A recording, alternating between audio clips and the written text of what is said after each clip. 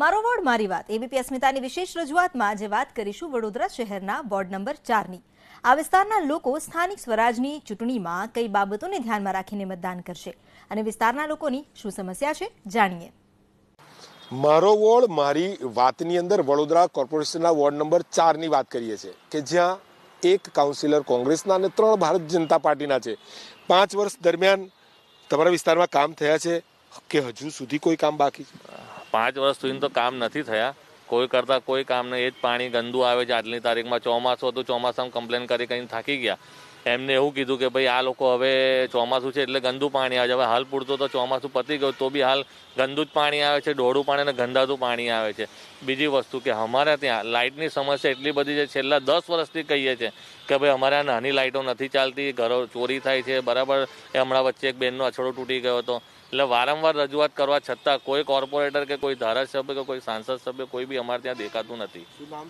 મેહુલ પંડ્યા મારું નામ, વારેસિયા ring road રહું છું।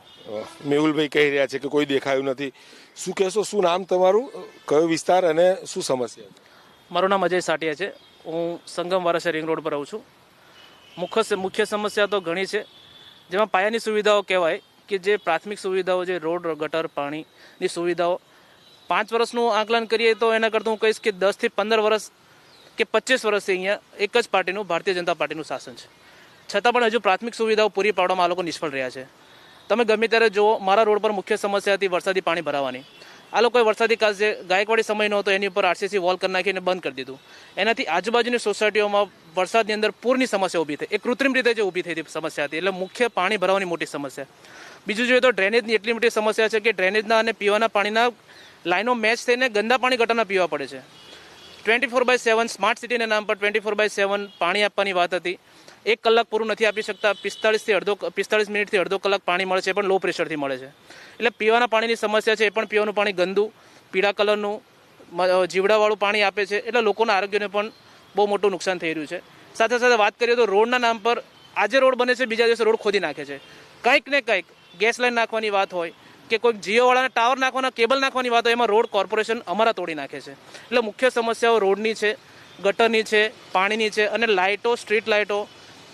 એક કહેવાય છે કે સ્ટ્રીટ લાઇટો નાખી હતી પણ એનું પણ કૌભાંડ આવ્યું છે બહાર, કે સ્ટ્રીટ લાઇટો પણ જે એલઈડી નાખી હતી એમાં મોટું કૌભાંડ આવ્યું છે, પણ એમાં લોકોને હજુ સુધી લાઇટની પણ એવી પ્રાથમિક સુવિધાઓ મળી નથી। એલઈડીની તો જબરજસ્ત વાત છે। 2.5 વર્ષ કાઉન્સિલર રહ્યા ભરત ડાંગર, 15 વોટની લાઇટ નખાઈ અને હવે નવા મેયરે 20 વોટની, કરોડોનો ખર્ચો।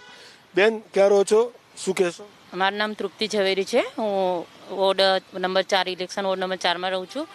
હું શ્રીજી વિલામાં રહું છું અને અમારી સમસ્યા એ જ છે કે ગંદુ પાણી, એટલું બધું ગંદુ પાણી આવે છે કે તમે જોશો નહીં કે ચોમાસામાં અમને એવું હતું કે ચાલો ચોમાસું છે, કોર્પોરેશનને કંઈ તકલીફ થતી હશે એટલે ગંદુ પાણી આવે છે, પણ ચોમાસા પછી પણ ગંદુ પાણી, અને ચોમાસામાં પણ ઓછું પાણી આવતું હતું કે જ્યારે પાણીની ખરેખર તકલીફ હોતી નથી તે સમયે પણ પાણી ઓછું આવતું હતું અને અત્યારે પણ ઓછું પાણી આવે છે। અને રોડ રસ્તા તો તમે જોશો કે એક દિવસ આ બાજુ ખોદેલું હોય, એક દિવસ આ બાજુ, અને એને પછી સરખું કરવા માટે ખબર નહીં સરકાર કોર્પોરેશનને અને પીડબ્લ્યુડીને કંઈક એનું સંગઠન જ બરાબર નથી એવું લાગતું, કારણ કે રસ્તા ખોદેલા જ જોવા મળે છે, આખા વડોદરામાં દેખાય છે। તેમાં અમારા વોર્ડ નંબર 4માં તો ખબર નહીં એમને નેતાઓ દર્શન કરાવવા આવે છે કે પછી છૂટાઈને ઘરે બેસે છે? અમારે ત્યાં એકેય નેતા અત્યાર સુધી આવ્યા નથી, કે રસ્તા દેખાય છે તો કોઈને પણ કશે જોવા મળ્યા નથી।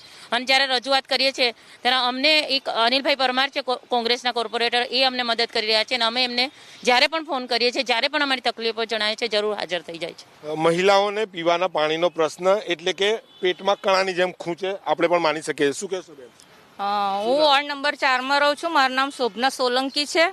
હવે અમારા ઘણા વખતથી અમે ઘણીવાર રજૂઆત કરી કોર્પોરેશનમાં કે અમારા વિસ્તારમાં કોઈ એક કોમ્યુનિટી હોલ હોવો જોઈએ, કે જેથી હું પછાત વિસ્તારમાં રહું છું, સંગમ વિસ્તારમાં, સવાદમાં, કે એ બાજુ કોઈ પણ એવો કોઈ સવલત નથી કે જે અમારી દીકરીઓના ત્યાં સહી સલામત રીતે મેરેજ થાય।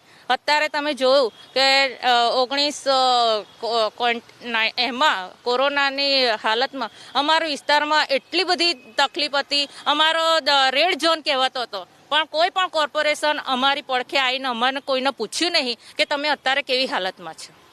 રેડ ઝોન અને પૂછવા માટેની કોઈની પાસે ટાઈમ નથી, શું કહેશો, ક્યાં રહો છો, શું સમસ્યા? મારું નામ પવન ગુપ્તા છે, હું સ્વાદ કોલોની પાસે રહું છું, વોર્ડ નંબર 4માં।